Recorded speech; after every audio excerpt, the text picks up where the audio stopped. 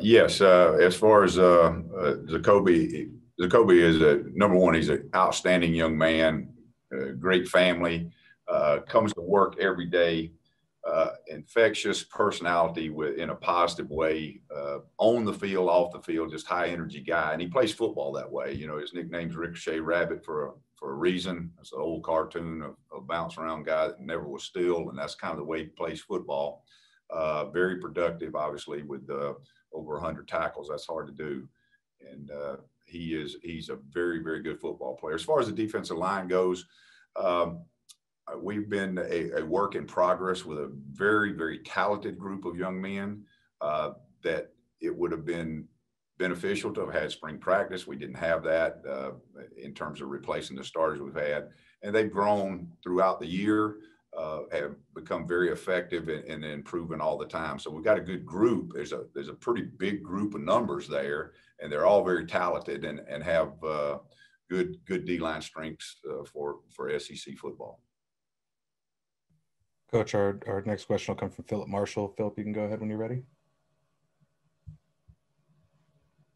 Kevin, talk about this has been a strange season for these kids with the COVID and all that stuff, and then a strange month for these kids at the end. Just talk about what you've seen from them and how they've coped with all of that stuff.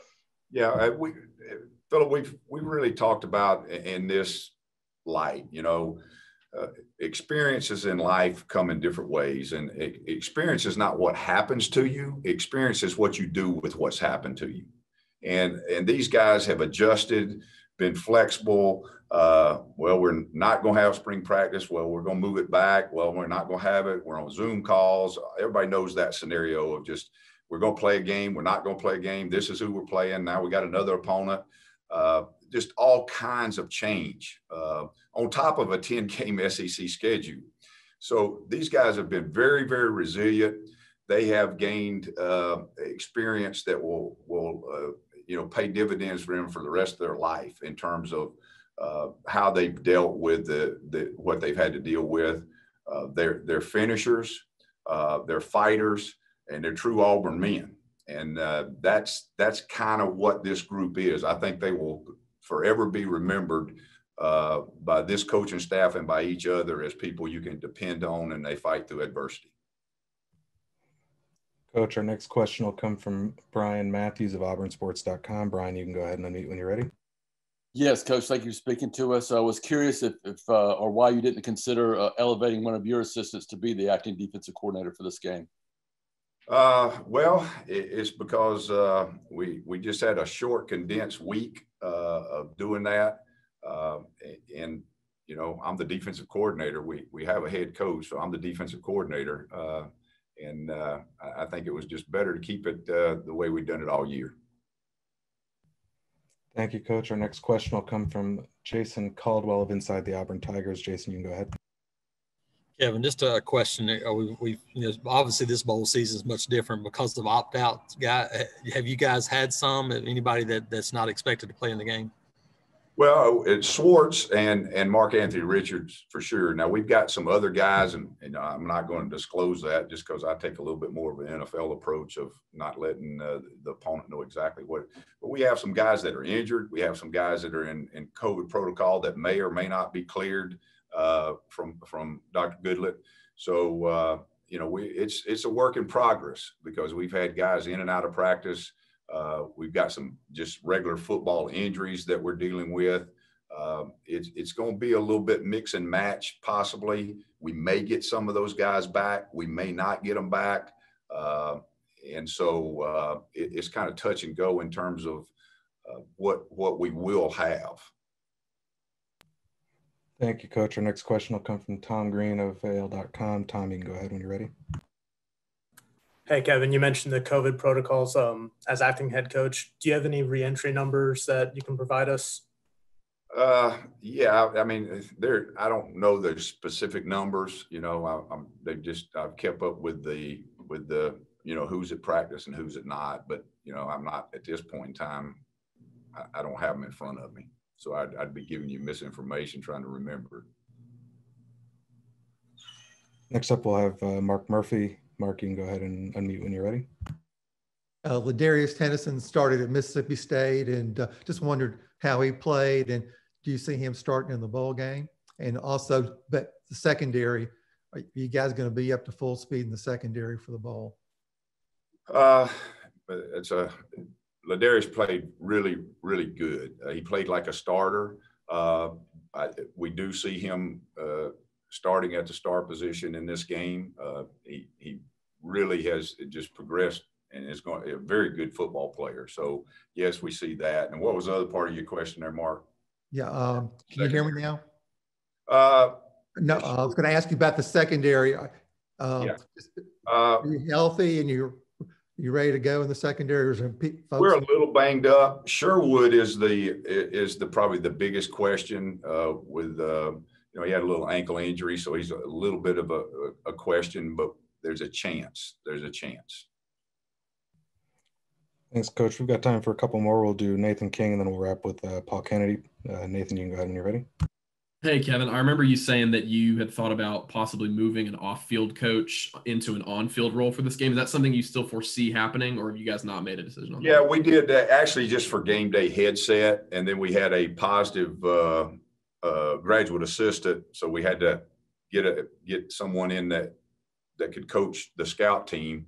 So Brandon Fisher is going to move onto the active coaching roster.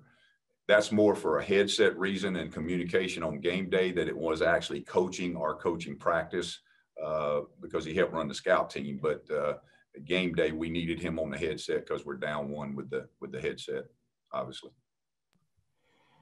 Coach, we'll take Paul Kennedy from Florida Citrus Sports next. Paul, go ahead. Paul, can you unmute and go ahead? Coach. Sorry, Coach. Happy New Year, Kevin. Happy New Year, Paul. Hope you're doing well. Kevin, who is Northwestern like? You've had a week to prepare. How perhaps did you go about it? And are they similar in any fashion offensively to any teams you've encountered in the SEC in recent years? In terms of their scheme, they're a little bit like Georgia schematically, and maybe in some ways Kentucky. I would say the most similar would probably be Kentucky in terms of schematically. They're very, very, very well coached. They play extremely hard. They do not beat themselves. They execute very well. Coach, we'll take another one from Tom Green. Tom, you can go ahead and unmute when you're ready.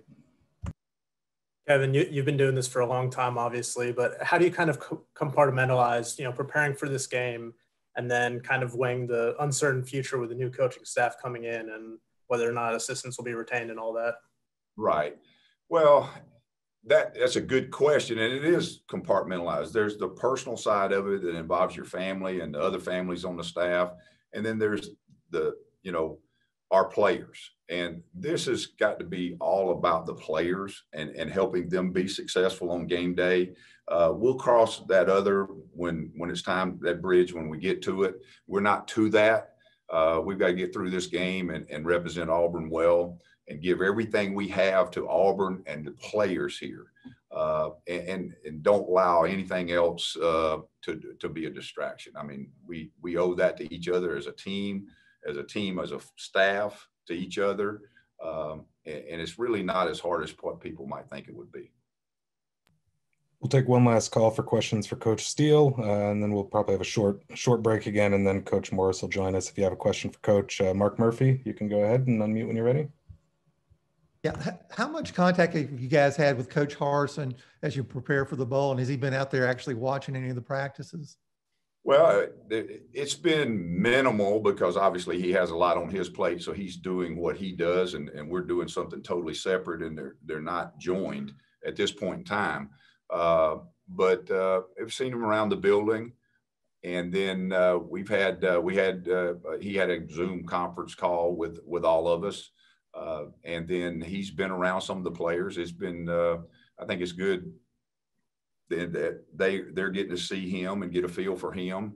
But we haven't, other than that, it really hasn't, been in terms of he's here, so he's kind of involved in the bowl. He's allowed us to keep that totally separate from him. Thanks.